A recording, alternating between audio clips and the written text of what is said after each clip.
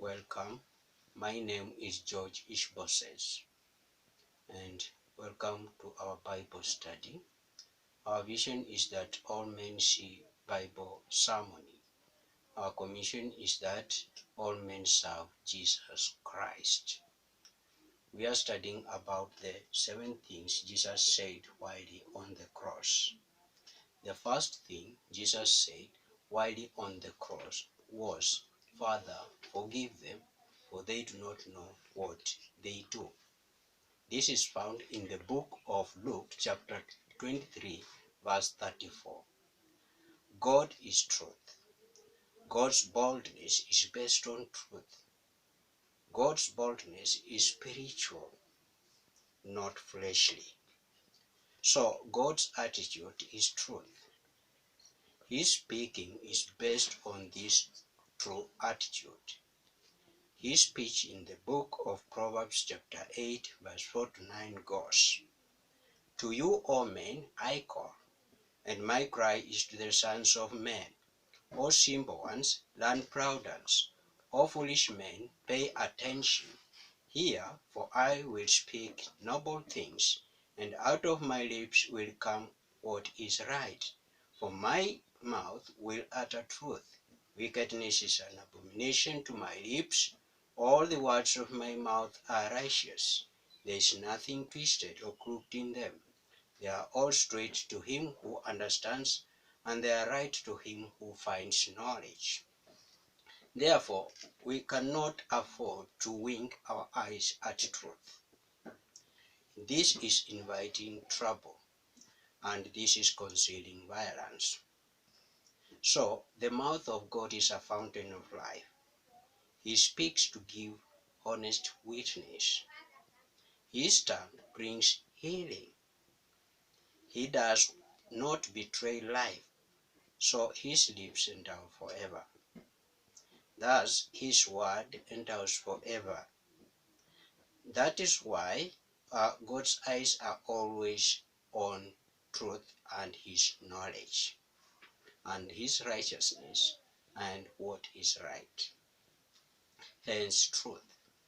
The wise man in truth wrote in the book of Proverbs, chapter 1, verse 1 to 7, the Proverbs of Solomon, son of David, king of Israel, that men may know wisdom and instruction, understand words of insight, receive instruction in wise dealing, righteousness, justice, and equity, that prudence may be given to the simple, knowledge and discretion to the youth. The wise man may also hear and increase in learning, and the man of understanding acquires skill to understand a proverb and a figure, the words of the wise and their riddles. The fear of the Lord is the beginning of knowledge. Fools despise knowledge and instructions. So notice that God is a wise Father. Notice the more that God is subject to his truth. More so, notice that God begets wise children only, thus as per his truth. God's conscience is truth, and his main mission is advertising truth. That is why when he created Adam and Eve, he gave them a conscience of truth. How? By giving him the permission to eat of all the fruits of the garden except the fruits of the knowledge of truth, of the knowledge of good and bad. And more so, truth about this commission was that the day they would eat of it, they would die.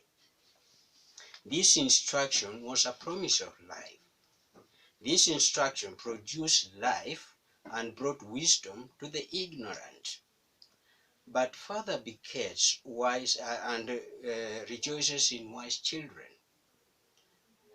However, the saying that ignorant people get what their foolishness deserves them cannot be undermined. What is ignorance?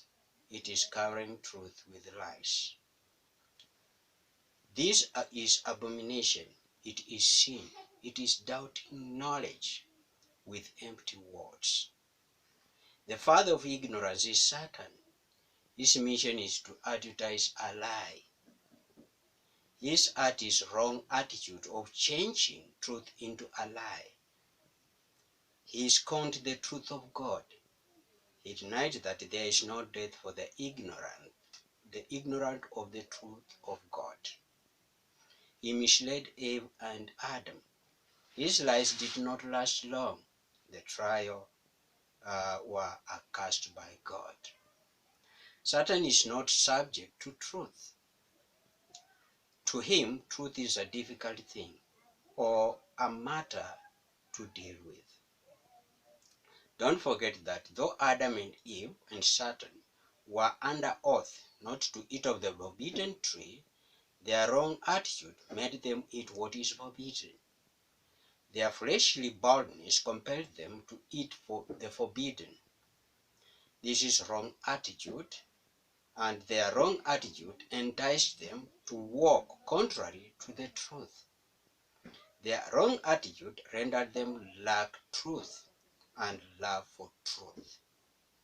Their wrong attitude incited them to resist truth. What is sin? It is swaying from the truth. Since the day of Satan, Adam and Eve, on the day of Christ on the cross, mankind did not come to believe, nor handle aright, nor worship, nor declare, nor get established, in truth.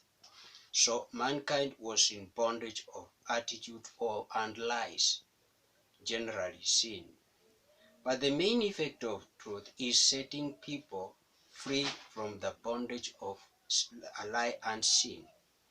That's why Jesus preached in the book of John chapter 8 verses 31 to 32 that then Jesus said to the Jews who had believed him, "If you continue in my word, you will be my disciples indeed. And you will know the truth, and the truth shall set you free." Sin is swaying from the gospel and Christ and the Holy Spirit.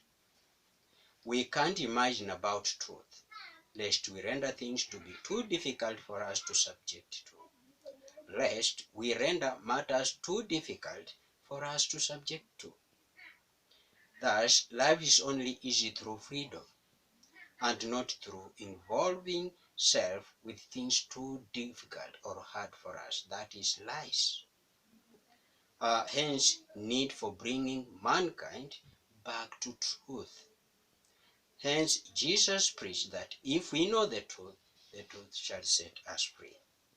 Therefore, the power of freedom is truth. Therefore, keep away from ignorant and foolish arguments. Stop ridiculing God's knowledge. Don't forget what God says, and don't forsake God's truth. The truth of God is not a fleshly matter, but a spiritual matter. Therefore, when Jesus urged Jews to believe he was the Father, he meant a spiritual father, not a fleshly one, like Abraham. He meant he was spiritual patriarch of Israel. That is why he insisted that before Abraham was, he was.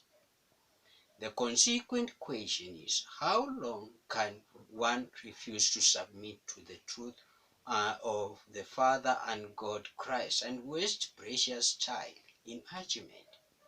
He is the Father of Spirit. He gives us his truth.